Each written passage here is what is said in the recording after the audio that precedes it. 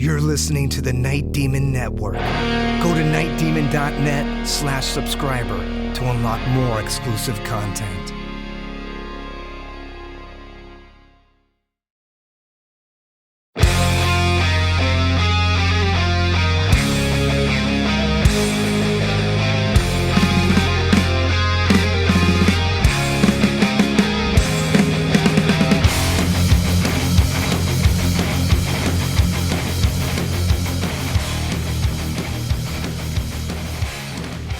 Hello and welcome to the Night Demon Heavy Metal Podcast. I'm your host, Nesbit. Night Demon has been touring for over 10 years, but even with the hundreds of shows and thousands of miles of touring, 2024 Night Demon is continuing to break new ground.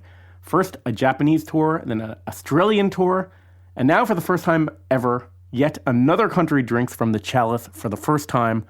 This is Night Demon China.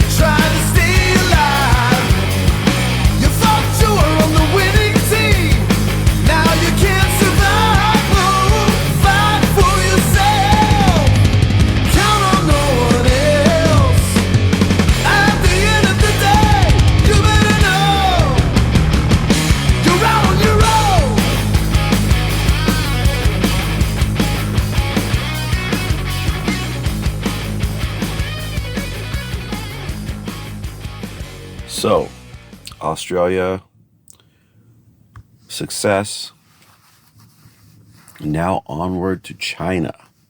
Night Demon and Cirith Ungol had just finished up their Australian tour in Melbourne, and the following morning we left at 6 a.m. to catch 2 flights to take us from Melbourne up to Beijing.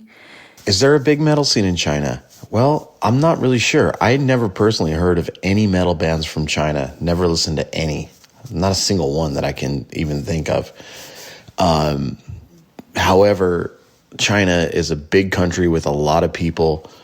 I think there's a lot we don't know about the country based on what we're told by our media. So it was time to go find out. China, man. Never would I thought I would be playing music in China. You know, we had done Japan as far as like, you know, in the Asian countries, that's about as close as much as we've done. Japan was amazing.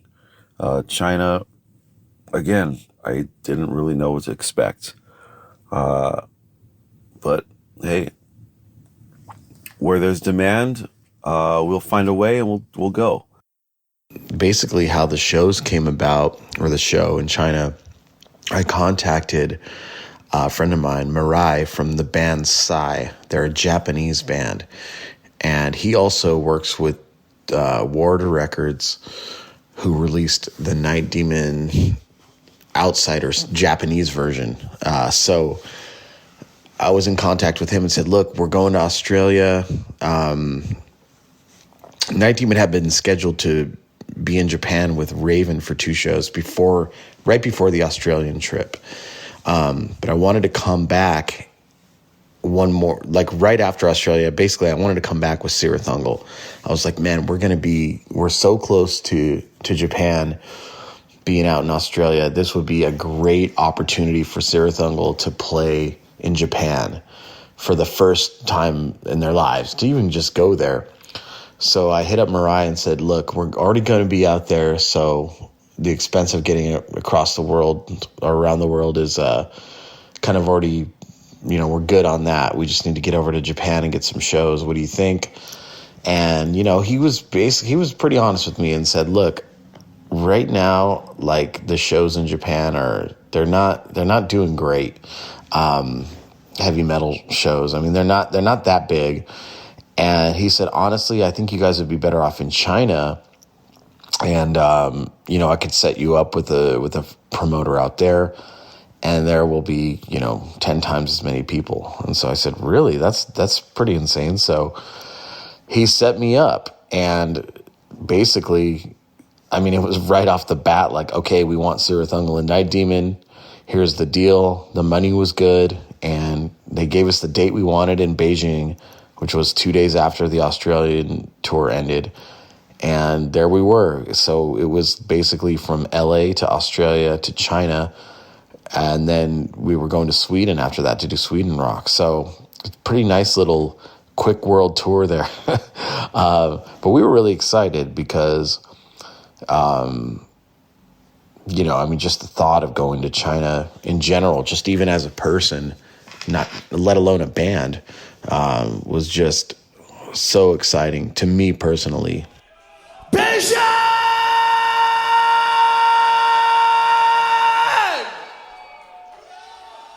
Ni hao ma! Thank you guys so very fucking much. Night Demon's first time in fucking China, and you guys are all here to witness it. You guys are fucking awesome. Thank you so much. We love you. We appreciate you. You've been a great audience. We'll come back. We'll see you again, okay?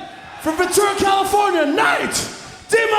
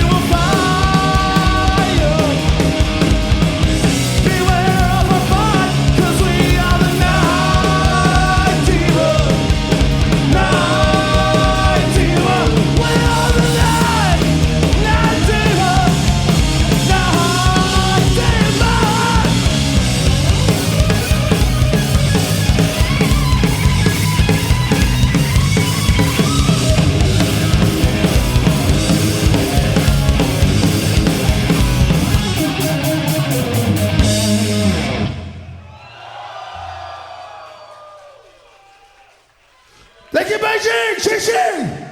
We'll see you next time! Good night!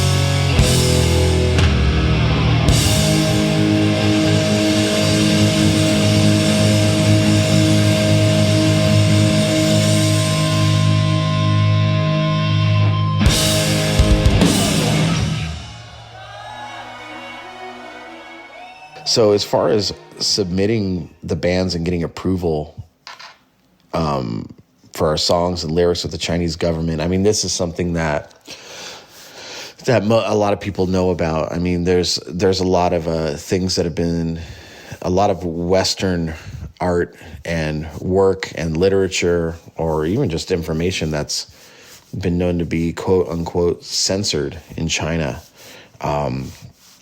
because of the style of government that they have. I'm not going to comment too much on it. I don't want to get too political about it because going to China was an incredible experience. I think in the Western world, we hear one side of it. We hear what our government and our media want to tell us about places like this that are, supposedly, or that are communist countries, or basically any other culture that does things differently than we do, or sees things in a different way, or runs their lives or political systems differently. Especially in the United States, I mean, we seem to have a problem with that for some reason. The United States government likes to get involved in everybody else's politics around the world, and in my mind, almost stick their nose where it doesn't belong, instead of just trying to understand how, someone else's point of view or how other people live their lives before just going in and kind of forcing our way of democracy or government on somebody else. It reminds me a lot of religion, of organized religion and colonization. It's the same idea. And I think that before you judge a country and what they're doing, I would highly recommend going to visit them first and talking to the people there, and to find out what's really going on, as if it's any of your business anyway. But anyway, I don't want to get too hung up on that stuff. We did have to submit our songs with lyrics, and everything was fine. We filmed, actually we had to film videos of ourselves, performing the songs, both bands. And, hey, whatever's required, we did, and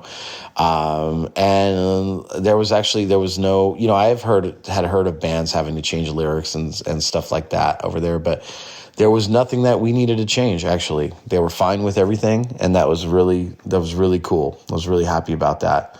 I do remember we didn't hang the backdrops when we played the show because the promoter said no, we actually didn't submit these for approval through the government, so we're not able to do that, and that was fine. I mean, if I had known that we had to do that, we would have done that, but we didn't. So we're not going to someone else's territory to mess around and just break the rules that they have in place. I mean, we just want to go play.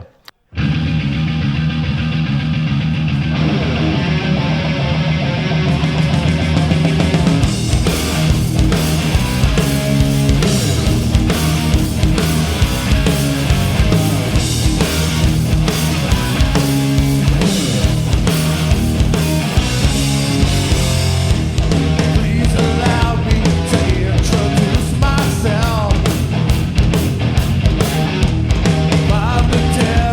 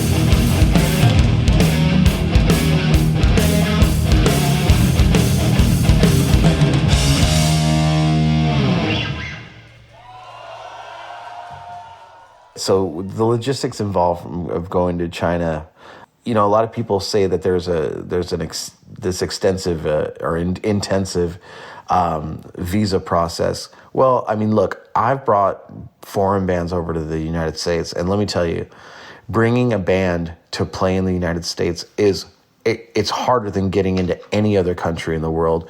It costs a lot more money. It takes a lot more time. There's a lot more in the application process. There's in-person interviews. There's a lot of stuff. So before we go judging another nation, yes, did we have to do some things here? Sure, we did. We had to do some things, and with, like I said, sending songs, lyrics, videotaping the band, of the performance that we were going to do, giving some family history, family information, basic personal information like passports, address, photos of your face, things like this. Totally normal. Went to the Chinese consulate down in LA to get this done. And, we had somebody help us that knew about this, somebody in the music industry, and we followed all the instructions and did everything right and got our passports back within 3 days, and it was no problem. So yeah, after the Australian tour, we had a couple flights, a couple long flights. After the Australian adventure, I should say, that turned from, I'm sure if anybody here has listened to the Australian episodes, turned from dire straits into the best, one of the best trips of our life. We got up super early after the Melbourne show, the last show in Australia. I think we got 2 hours of sleep and had to go right to the airport. Leaving Melbourne, Australia, we had a flight to Beijing.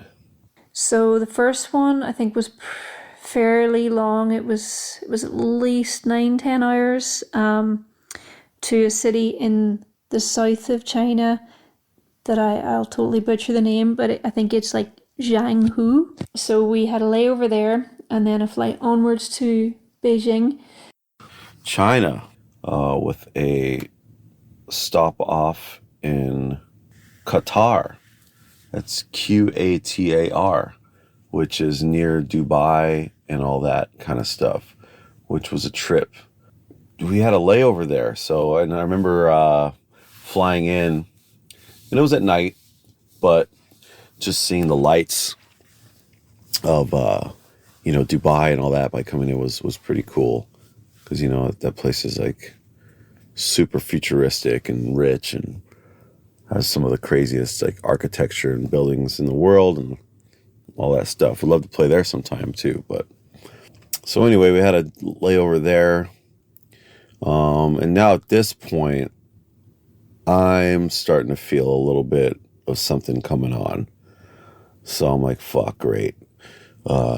First of all, I know that China still has kind of a, they're really strict as far as like, coming in with any kind of sickness or anything like that. So I was a little worried that, because I was kind of going in and out of having like sort of a fever, feeling warm and all that. So, I was like kind of timing myself and taking some ibuprofen that would help, take care of the fever as we were moving along. Yeah, I remember we had another layover. We ended up in some other airport in China, and the next flight was delayed by an hour or 2 hours. And, we were at this place at like 10 o'clock at night.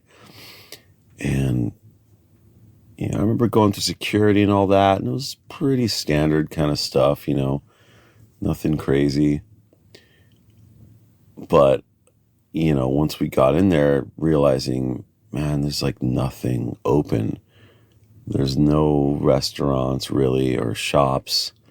And there was a couple little shops, but we were just kind of just in this giant hall, and there was really nobody there. There was a handful of people here and there, but really not that many. Yeah, I remember coming into the security, kind of customs area, and they had these scanners that would scan your temperature as you walk through, and I was just like, fuck, man, I hope. I was feeling a little bit better at this point. I remember just being like, oh man, they're gonna totally flag me, and I'm gonna get quarantined or something and miss the show or some crazy like that. We were coming up to the sort of customs or security gate, and there was a big walk-through thermometer area. And aside from being very warm, just because it was warm and we were traveling and all that, we were also all getting progressively sick. So it was actually kind of scary. Everyone had to jump through so many hoops and do so much paperwork to get here at all. And they really want to be here and play this show. And our temperature is all literally about to be taken. So I, for one, was bricking it. I just shook it off and, try to get some positive thoughts going and get my body to regulate itself. And sure enough, I made it through. So I got through. All good. But luckily, we all went through. Nothing beeped. It was all fine. And we got into China okay. So, yeah, get into this airport. Nothing going on. Walking around, trying to find something. I was pretty hungry, pretty thirsty, actually, I think it was. It was I hadn't had a drink of water in a few hours. So, finally found they actually have it was like a 7-Eleven or something. And, I was able to get a little bit of water and also admire all the interesting chip flavors that they have out there. And I remember the first culture shock for me was when we got off that first connecting flight. It was really hot getting off into the airport, which isn't too unusual, but I went, you have a flask for your own water. I went to refill that, and the water fountains on the wall, they had two options. One was warm water and the other one was hot water. So and it was the first thing that kind of told me wow, this is a very different place. There was two options, warm or hot. And I thought, oh, and it was in English. And I was like, is this some kind of joke? Or is this water used for cleaning or something? Are we not supposed to be drinking this? Well, what's the deal here? And so I opted for the warm water, not the hot water. It was really, really hot in there. But it was warm water. And I was like, this is so weird that I have to drink warm water when I'm dying of thirst. I just want a cold drink. Come to find out later, and I don't know if this is true. I hope one of our listeners fact checks this. I guess if you're in hotter temperatures, if you drink colder water, it makes you not as hydrated, or maybe hotter, or doesn't relieve the heat that you're feeling. And if you drink warm or hot water, it does the opposite and it helps you. I don't know. I don't remember having that experience. But yeah, if somebody wants to check that and get back to us, that'd be nice to know. One curious thing is having a beer, a green tea matcha IPA. You can pretty much imagine what that tastes like. Exactly how it sounds. Not really my favorite, but something to try. So we did it. And it was, after 10 hours after 2 hours of sleep after a show, then 10 hours of flying, which means, another 3 hours at the airport prior to that 10-hour flight. At this point, I think we got there and we realized, well, we had to go through customs, and that was no big deal. It was actually really easy and nice. And then we had to go through some security search, and then our flight got delayed. So after all that, I think we were there for maybe 5-6 hours. And people were we were sleeping on the ground and in the airport. We were just so burnt out and like, oh my God. Hanging around there for a bit, finally take our second flight and get to Beijing proper. And finally we walked around, got all our baggage. Everything came through. We were a little bit worried about that too, with all these layovers. That all of our gear would make it safely. And we collected everything up, and it was all good. And then we were off to the exit of the airport to meet our local guide, Chen. We were met at the airport by a guy called Chen, who was kind of our minder for the few days that we were there. Super nice guy, really helpful. Chen was awesome, man. He came down and met us at the baggage claim. Pretty young dude. I don't know, maybe early 20s or so. I guess he works for the booking agency as kind of like, the local guide. He speaks a little bit of English, just enough to kind of get by. I remember him looking at all of our gear and being, and his eyes got a little big, and he's like, holy shit, those guys have a lot of stuff. And this was pretty late at night again. It was like around 11 or 12 at night. These guys were pretty good at loading all the gear, man. I was pretty amazed that they fit everything in there and, had room for us. I think we only took one van. Could be wrong. Could have been two, but. He took us to our transport. So it was like a little limousine truck thing. And it's a fairly long drive. It was Beijing Airport, but I think it's a good part outside of the main city. One thing that struck me driving through Beijing over those few days was where is everyone? Because Beijing has like 22 million people. And for that many people, you don't really see that many on the streets, or the traffic doesn't seem really heavy or anything. And you just didn't see. There's some people, of course, but it's not what I expected it to be, in terms of people, running around.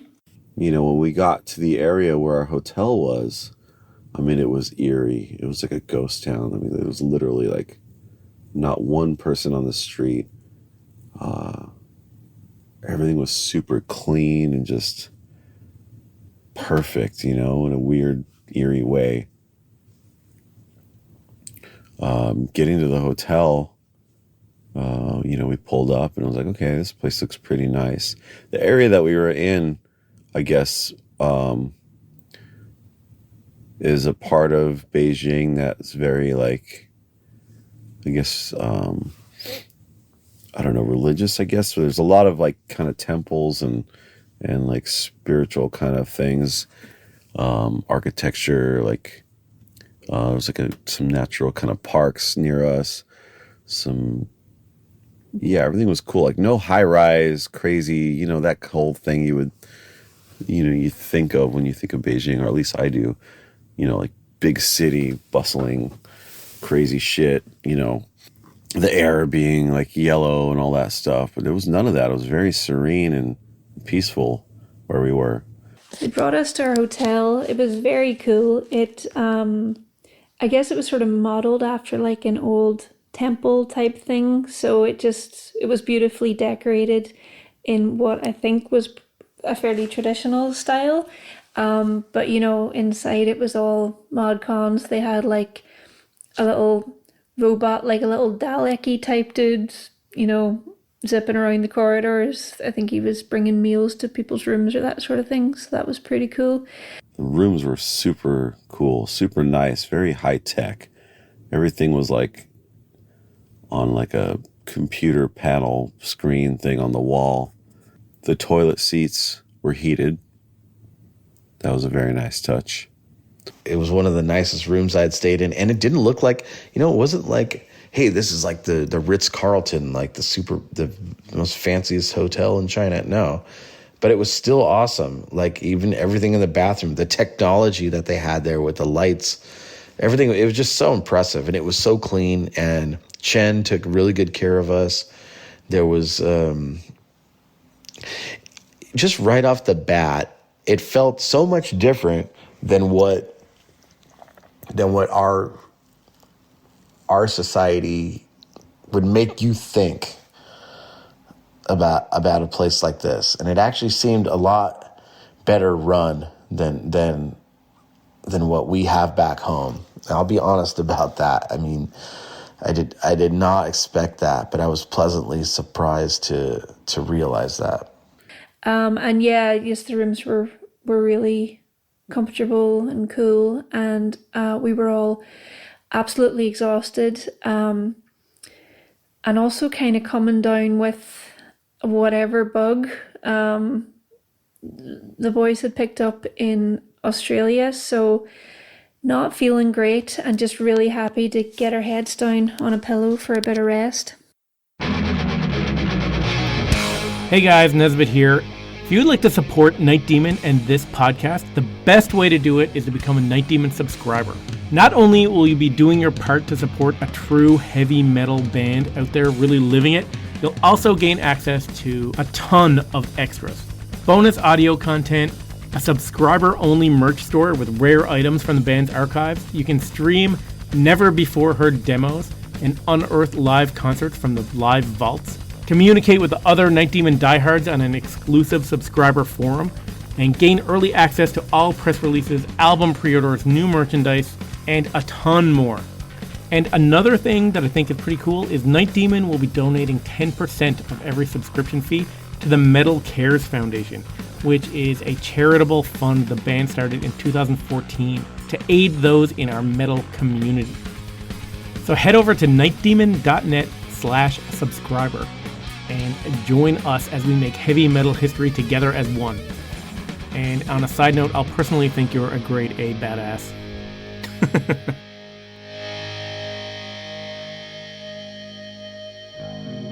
Yeah, I remember that the date here was June 2nd, and it was the 25th anniversary of the death of my best friend, Doug Clark.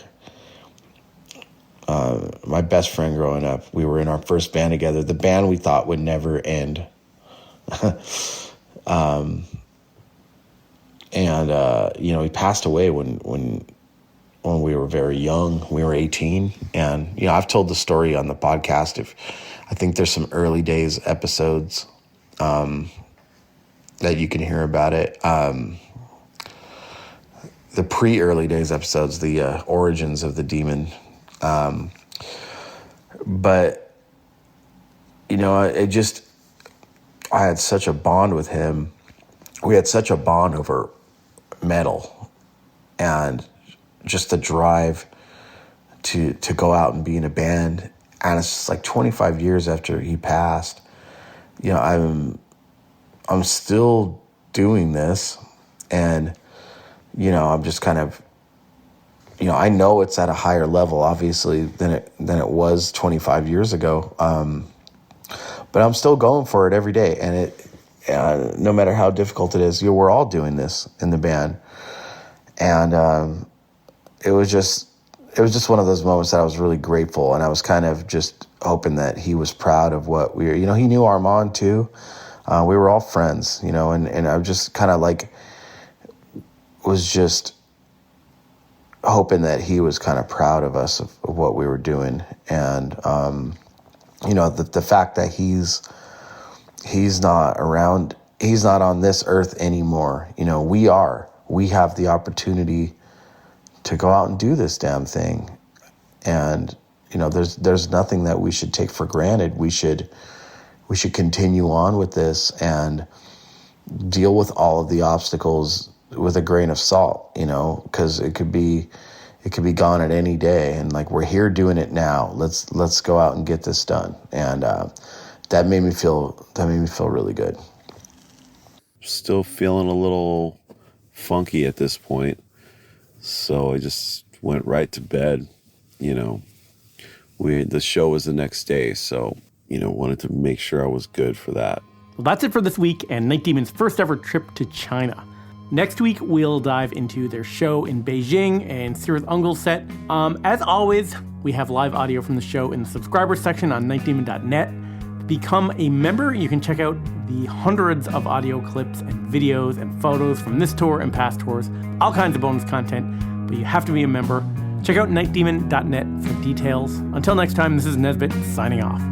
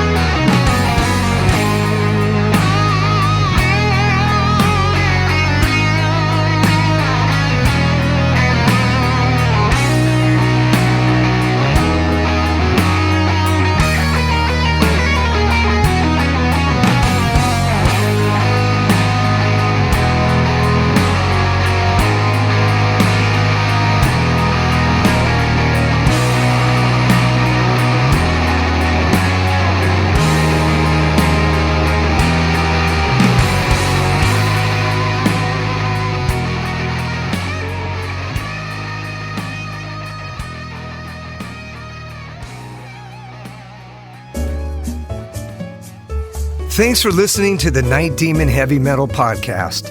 Head over to nightdemon.net, click on the subscriber tab, and sign up to access exclusive weekly bonus content.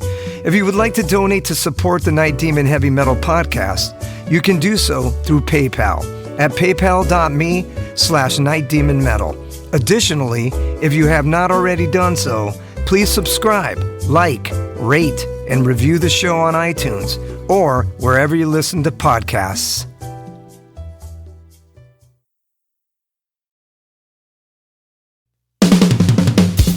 All hail, Night Demon Heavy Metal Podcast listeners. This is Dusty Squires chiming in to tell you about my brand new signature sticks from the London Drumstick Company. I've dreamt of having my very own drumsticks ever since I was a wee lad, and LDC made that a possibility for me. Founded in 2016 in London, England, the birthplace of heavy metal, the London Drumstick Company has trailblazed a path through the music industry and taken the drummer world by storm. When I met them for the first time, they knew their product was going to withstand the beatings of a Night Demon show. They took the time to work with me on getting everything just right. The balance and weight of my sticks are the same no matter what, and the durability is bar none the best I've ever had.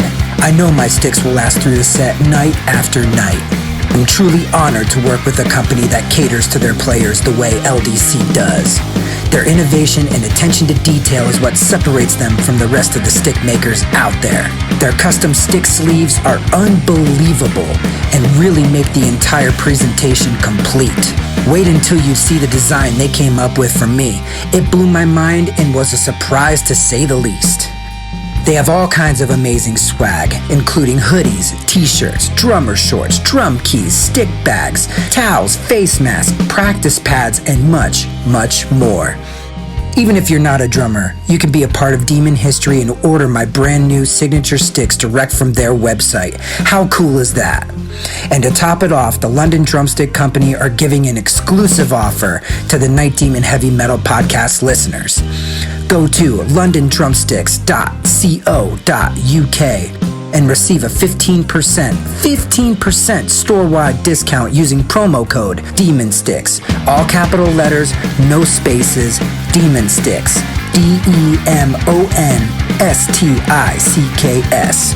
I can't thank everyone there enough for the opportunity to be a part of their family and for them trusting me with their amazing products. See you metal maniacs on the road very soon. And yes, the wood chips will be flying.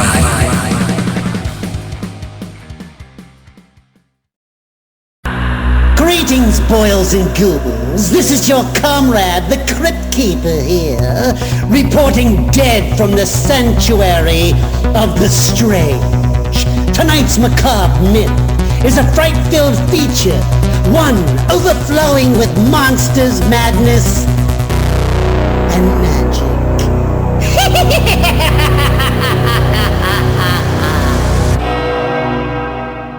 Visit our website at monstersmadnessandmagic.com to stay up to date on all the dark dealings within the sanctuary of the strange. Enjoy the show. Hey Metalheads, I'm Mark and I host the Metal Forge. Let me tell you about the show. The Metal Forge features the best underground metal from all over the world. We spend every week with a different artist with interviews, in-depth conversations, and most of all, the music. We also feature audience interactivity where you can submit your questions to the upcoming guests. New episodes are out every Friday at noon Eastern Time at metalforgeradio.com or wherever you listen to your podcasts.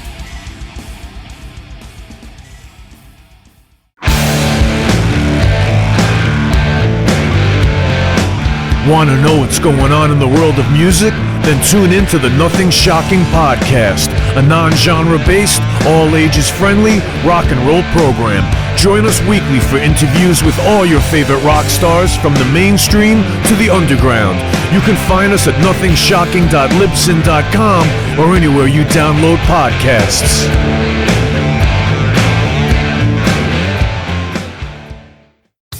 Okay, metalheads, you've been complaining that there has not been a channel that plays all of the heavy metal videos from past, present, and future for years and years at this point. Well, that time is over. Heavy Metal Television is back. HeavyMetalTelevision.net is the website. Go there. You can see videos playing 24/7, 365, all the time, all the best from the old school, the new school, and everything in between. Check it out, HeavyMetalTelevision.net. It is where the metal is.